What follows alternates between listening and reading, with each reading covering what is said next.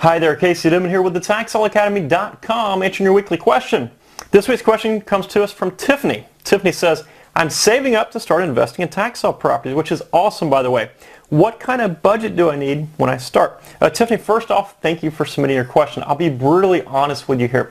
The bigger your budget is when you start, the more properties you can potentially invest in. It's very obvious because you don't have that cost limitation.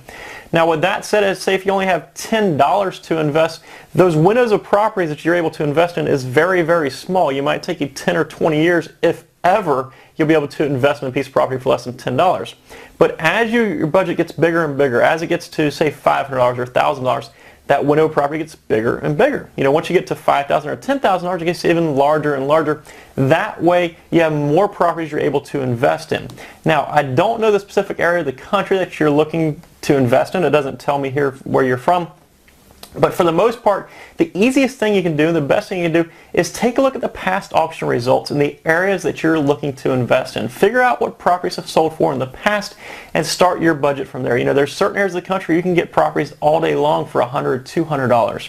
In other areas of the country, you know, you're looking at $10,000 or $20,000 just to buy a vacant lot. So it really just depends on the areas that you're looking to invest in. But again, take a look at those past auction results. And you know, don't get discouraged if you don't have the money that you think is required right now, if your budget isn't quite large enough to start investing.